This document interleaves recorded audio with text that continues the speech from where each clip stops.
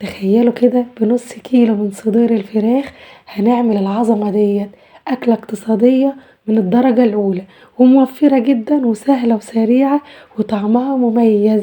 قبل بقى ما نبدأ الفيديو يلا بينا نسمي بالله ونصلي على الرسول عليه أفضل الصلاة والسلام.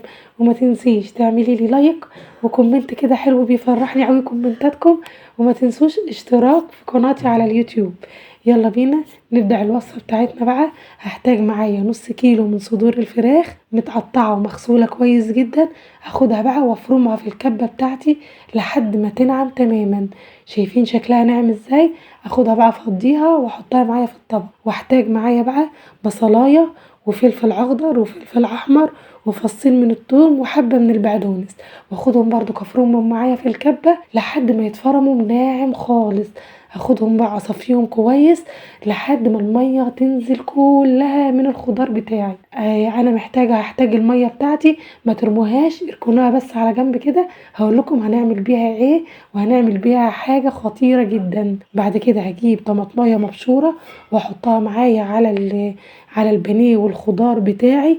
وبعد كده بقى التوابل بتاعتي بابريكا والسبع بهارات وفلفل اسود ومعلقة صغيرة من بيكنج باودر واتنين معلقة من البقسماط والملح بتاعي ده بقى حسب رغبتك انت. وعجنها بقى كويس جدا لحد ما كله كده يدخل في بعضه. عجنتها كويس خالص. شايفين؟ لو حسيتيها ان هي لسه طريه معاكي قوي زودي كمان معلقه بقسماط.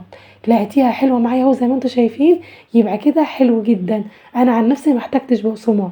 اسيبها بقى ترتاح معايا نص ساعه في التلاجة. عقبال بقى ما ترتاح معايا، فاكرين بقى الميه اللي انا صفيتها من الخضار؟ هجيب بقى الميه بتاعتي ديت واحط عليها معلقه كبيره من الصويا صوص ومعلقه كبيره من دبس الرمان، واقلب كل ده مع بعضه. ومعاهم كمان ربع كوبايه من الميه، واقلب كل الخليط ده مع بعضه واركنه على جنب.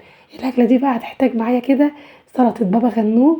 احضرها معايا بتنجان وفلفل وطماطمايه وفصين من الثوم، واخد كل ده بحبه زيت صغيرين جدا وادخلهم على الفرن لحد ما الخضار كله يتشوى. دخلته بقى معايا الفرن. الفراخ بتاعتي ارتاحت نص ساعة بتاعتها. اجيبها بقى واجيب اي كيس التلاجة عندك افتحيها وادهنيها كده رشة من الزيت. وهاتي بقى معاكي كورة من الفراخ زي ما انتوا شايفين كده زي ما انا ما بعمل. بجيبها واكورها واحطها معايا، ولازم الكيسة نكون دهنينها رشة كده خفيفة من الزيت. اجيب بقى معايا الكورة واحطها معايا واتني معايا الكيسة وافردها زي ما انت عايزة السمك بتاعها يكون تخين رفيع اللي انت عايزاه. تفضلي تفردي فيها بتتفرد معاكي بسهولة جدا وبتتشكل بسهولة. حطيتها بقى رصيتها في طبق معايا، وجبت كمان واحدة كمان كورة اهيت وحطيتها على الكيسة وتنيت الكيسة وفردتها معايا لحد ما اتفردت. شايفين شكلها خطيرة والله بجد، الريحة خطيرة. ورصيتها بقى معايا في الطبق. خلصت الكمية بتاعتي كلها. انا كل طبقة وطبقة حطيت كيس تلاجة علشان ما تلزقش معايا. اجيب بقى الطاسة بتاعتي واحط رشة كده خفيفة من الزيت، وانزل بقى معايا بالاقراص الفراخ بتاعتي ارصها معايا لحد ما يا دوبك ثواني وبتاخد معايا اللون. اقلبها على الجنب التاني. شايفين شكلها طلعت ازاي؟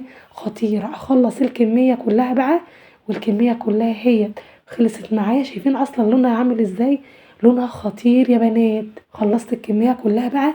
الطاسة بتاعتي احط فيها بقى خليط البصل بتاعي بالمية بتاعته، احطها واسيبها كده تغلي معايا غلوتين. وانزل بعد كده بالفراخ بتاعتي. انزل بالفراخ زي ما انتوا شايفين كده واسيبها لحد ما تتشرب منها كلها وتنشف معايا خالص. شايفين نشفت معايا من الطاسة؟ الريحة رهيبة بجد. انتوا مش هتبطلوا تعملوها.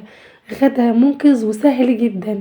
شايفين الطاسة بتاعتي كل حاجة اتشربت، السوائل كلها اتشربت وادت اللون بتاعي باللمعة خطيرة يا بنات. جبت بقى بابا غنوج عملته وضبطه معايا ورصيته بقى معايا في الطبق. ورصيت معايا كمان الفراخ بتاعتي اللي انتوا شايفينها. شايفين شكلها خطير. تتاكل بعيش، تعملي جنبها حبة مكرونة بالصلصة الحمراء، كل حاجة هتبقى خطيرة عليها. انا جبت بقى سندوتش كده عيش وحطيت حبة سلطة وعليهم كده قطعة الفراخ، واعملي سندوتش ويا نهاري على الجمال. الطعم خطير، جربوها هتعجبكم جدا. ومحتاجة دعوتكم في الكومنتات ولايك وشير للفيديو، ولو عجبك الفيديو ما تنسونيش بدعوة حلوة في الكومنتات.